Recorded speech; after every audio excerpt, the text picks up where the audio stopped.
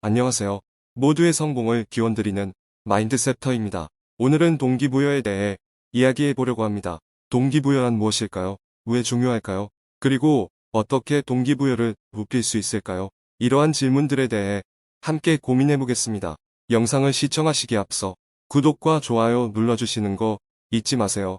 먼저 동기부여의 정의와 중요성에 대해 알아보겠습니다. 동기부여란 자신이 원하는 목표를 달성하기 위해 행동하고 계속하기 위한 의욕이나 동력이라고 할 수 있습니다. 우리는 모두 다양한 목표를 가지고 있습니다. 예를 들어 건강하게 살기, 좋은 성적 받기, 원하는 직장에 취업하기 등등입니다. 그런데 이러한 목표를 달성하기 위해서는 많은 노력과 시간이 필요합니다. 때로는 어려움이나 실패에 부딪히기도 하고 지루함이나 힘듦에 지치기도 합니다.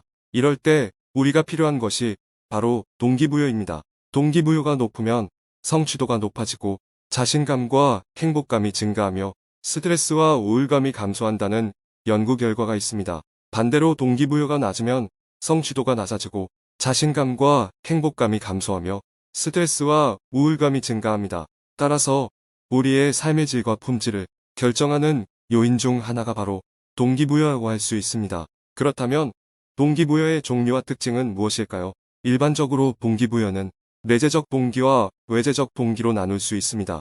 내재적 동기란 자신의 흥미나 즐거움, 가치관 등으로 인해 발생하는 동기입니다. 예를 들어 음악을 좋아해서 연주하거나 듣는 것이 내재적 동기입니다. 외재적 동기란 보상이나 처벌, 인정이나 비난 등으로 인해 발생하는 동기입니다. 예를 들어 급료를 받거나 상을 타거나 칭찬을 듣는 것이 외재적 동기입니다. 내재적 동기와 외재적 동기 중 어느 것이 더 좋을까요? 사실 이에 대한 정답은 없습니다. 상황과 개인에 따라 다르게 작용할 수 있습니다. 하지만 일반적으로 내재적 동기가 외재적 동기보다 지속적이고 강력하다고 알려져 있습니다. 왜냐하면 내재적 동기는 자신의 내면에서 오는 것이기 때문에 외부의 영향을 받지 않고 자유롭고 창의적으로 행동할 수 있습니다. 반면 외재적 동기는 외부의 조건에 따라 변화할 수 있기 때문에 일시적이고 제한적일 수 있습니다. 예를 들어 보상이나 인정이 없으면 동기가 사라지거나 줄어들 수 있습니다. 그러므로 우리는 가능하면 내재적 동기를 발견하고 강화하는 방법을 찾아야 합니다. 그렇다면 어떻게 할 수 있을까요? 여러 가지 방법이 있겠지만 가장 간단한 방법은 자신이 좋아하고 잘하는 것을 찾아보는 것입니다. 자신의 취미나 재능, 열정이나 꿈 등을 생각해 보세요. 그리고 그것들과 관련된 목표를 설정해 보세요. 그러면 자연스럽게 흥미와 즐거움을 느낄 수 있고 동기부여가 높아질 것입니다. 다음으로는 자신의 목표를 설정하는 방법과 목표 달성을 위한 계획을 세우는 방법에 대해 알아보겠습니다. 목표란 우리가 이루고자 하는 바를 구체화한 것입니다. 목표가 있으면 우리는 방향성과 의미를 가질 수 있습니다. 하지만 목표를 잘못 설정하면 오히려 동기부여가 낮아질 수도 있습니다. 예를 들어 너무 모호하거나 불분명한 목표, 너무 쉬운 혹은 어려운 목표, 너무 많은 혹은 적은 목표 등은 우리에게 스트레스와 부담감을 줄 수 있습니다. 그러므로 우리는 스마트 기법을 활용하여 구체적 스피스픽, 달성 가능 관련 있는 시간 제한 있는 목표를 설정할 수 있습니다. 예를 들어 영어 공부하기라는 모호한 목표 대신에 올해 안에 토익 900점 이상 받기라는 구체적인 목표를 설정할 수 있습니다.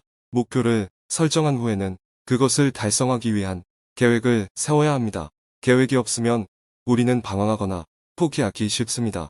계획을 세울 때 주의할 점은 작은 단위로 나누어서 하루에 할 수 있는 일과 주간 계획, 월간 계획 등을 세우는 것입니다. 예를 들어 올해 안에 토익 900점 이상 받기라는 목표를 위해서 매일 아침 1시간씩 영단어 암기하기, 매주 월수금 저녁 2시간씩 모의고사 풀기, 매달 한 번 토익 강사에게 피드백 받기 등이 작은 단위의 계획을 세울 수 있습니다. 작은 단위의 계획을 세운 후에는 그것을 실천하고 체크하는 습관을 들여야 합니다. 예를 들어 매일 아침 영단어 암기를 한 후에는 달력에 체크하거나 일기장에 기록하거나 친구와 공유하는 등의 방법으로 자신의 진행 상황을 확인할 수 있습니다. 이렇게 하면 우리는 작은 성취감과 만족감을 느낄 수 있고 동기부여가 높아질 것입니다.